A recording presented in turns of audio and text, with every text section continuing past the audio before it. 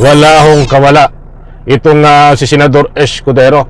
Biglang nahuli ho sa kamera tungkol ho dito sa 142 billion na isiningid sa budget. Ito ho ang kanyang sinapit. Itatanong ko lang po, another Politico report also surfaced. Parang favorite niyo ngayon. It's a CCTV footage po showing na... Alright, welcome back to my YouTube channel. I'm Andy's Vlog. Huli si Escudero dito po sa mainit na usapin na 142 billion pesos na pera ng taong bayan. May video ho, mga kaibigan, na ebidensya para sa kanya. Nako ho, isang like muna sa video na ito kung nagustuhan nyo po. Sabay-sabay po nating i-like ang video na ito. Sa lahat ng hindi pa nakasubscribe dito sa aking YouTube channel, please subscribe. Pwede rin po kayong mag-share ng video na ito. Mga kaibigan, gusto ko pong ibahagi po sa inyo kung paano tayo paglaruan nitong si Escudero, at di umano ay kung paano tayo pagnakawan ng halagang 142 billion pera mo, pera ng taong bayan, na sa pamamagitan ng buwis ay ipon-ipon. At ngayon, yan ho ang nangyari. Mayroon pong ebidensya sa kanya na huli sa akto. May video ho, mga mahal, kung taga-subaybay. Nako ho, ang lahat ay mayroong hangganan. Datapwat sa puntong ito, mga mahal kong taga-subaybay, samahan niyo po ako. Panoorin hanggang dulo, nang sa ganun no, ay matuklasan nyo kung ano itong mga pinaggagawa sa atin itong si Escudero. Naku po, ay matindi ho ito. Ito ang matinding ebidensya para sa kanya. Ito po, shout out po sa lahat. Ibabahagi ko po sa inyo. Pagkatapos ko pong ibahagi ito sa inyo, ay ang kasunod doon ito sa bandang gitna ay itong patikim na ika nga po'y ano ang reaksyon ni Senador Escudero dito sa video na ebidensya laban sa kanya. Mga kaibigan, ito muna. Buhat ito, marami na rin po ang nag-topic. Ba't dito tayo magbatay? Na topic na rin ito ng Billionario.com. At dito rin tayo magbatay sa Pilipinas Today. Mga mahal kong taga-subaybay. Ito ho, ipa-plus ko diyan sa screen. At yun larawan muna ni Escudero bago ko basahin. Mga kaibigan, nandyan po ang larawan ni Escudero. Ang nakalagay dyan ay huli cam. Speeches, 2 beses bumisita sa kamera sa gitna ng BICAM report. Ano ang nasasabi doon? Huli cam. May video po ito. Mga mahal kong taga-subaybay. Ang usapin po dito ay itong 142 billion na isiningit ni Escudero di umano. Diyan po sa budget, at nang sa ganun no, magkaroon siya ng budget. Na ika nga po ay saan niya ilalagay. Ang nakalagay ay sa flood control, but hindi po tinutupad, bagkos saan pupunta? Sa bulsa. Mga kaibigan, alam na this, huwag na tayo magpaligoy-ligoy. Ginagamit lang ang flood control, but ang totoo, sa bulsa ho ilalagay. Ito muna mga kaibigan, babahagi ko po sa inyo. Ayon sa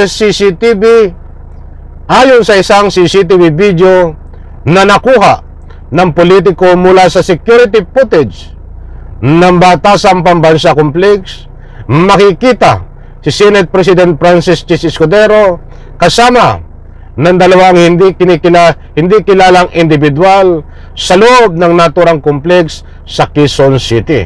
So kinukumpirma ho, may video ito na si Escudero habang ginagawa ho yung budget ay nagpunta po diyan sa kamera, at nang sa ganun po ay alam na this, di ba?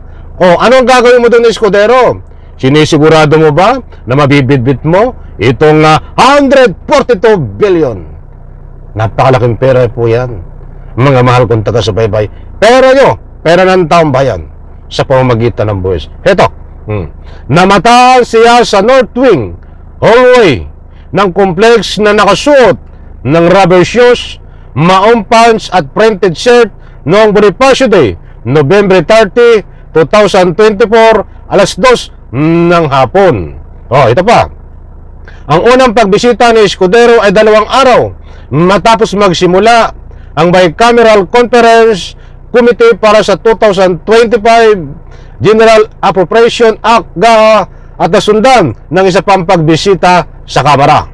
Samantala na aprobahan ng BICAM ang national budget para sa 2025 para noong December 11 at ayon sa pag-aaral ng politiko, ang lalawigan ng Sorsogon ang nakakuha ng pangalawa sa pinakamataas na budget na nasa mahigit 9 million para sa infrastruktura kabilang ang flood control project. Naku po, ang usapin po dito mga kaibigan lahat ay 142 billion na pera ng taong bayan. Mga kaibigan, gusto ko pong ibahagi ito sa inyo. Itong kaunti lang ang sagot ho ni Escudero. Ano ang reaksyon ho dito? Na nahuli po sa video itong si Escudero. Gusto ko pong ibahagi, mga mahal kong taga-subaybay sa inyo, itong reaksyon ni Escudero. Ito po. Shoutout po sa lahat. Panday lang ha. Itatanong ko lang po, another Politico report also surfaced. Parang favorite niyo ngayon. It's a CCTV footage po showing na bumisita po kayo sa Batasang Pambansa toward the office of House Speaker Martin Romualdez. Sa kasagsagan daw po ito nung usapan sa national budget. Maybe know, sir, kung ano po yung purpose nung... Malamang galing din sa kanila. Nako, ayan mga kaibigan. Medyo pinadaanan natin ang kaunti. Itong kung ano ang magiging reaksyon dito ni Senate President Escudero. At pasensya na ho, kinulan tayo sa oras. Sa next vlog po natin ay ibibigay ko po sa inyo ang complete details na kasagutan dito ni Escudero na huling-huli siya sa kamera. Na huling-huli po siya sa CCTV video na nagpunta ho diyan po sa kamera na di umano upang impluwensyahan, siguraduhin na makukuha niya itong 142 billion na isiningit niya. Matindi mo mga kaibigan, isang uri ng pandaraya. Isiningit na siya lang ang nakakaalam at mayroon pa siyang ibang mga kasangkot. Mga kaibigan, hindi po tayo nagpapakalat ng anumang fake news.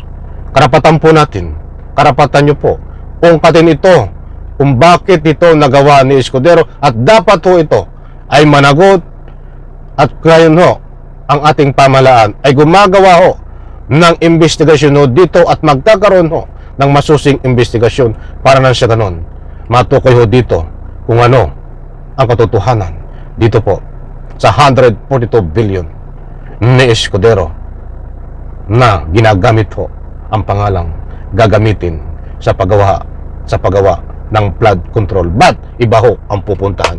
Sa bulsa pupunta, mga kaibigan. Isang like ko sa video na ito. Kung nagustuhan nyo po, maraming salamat. Bye-bye. Palakpakan.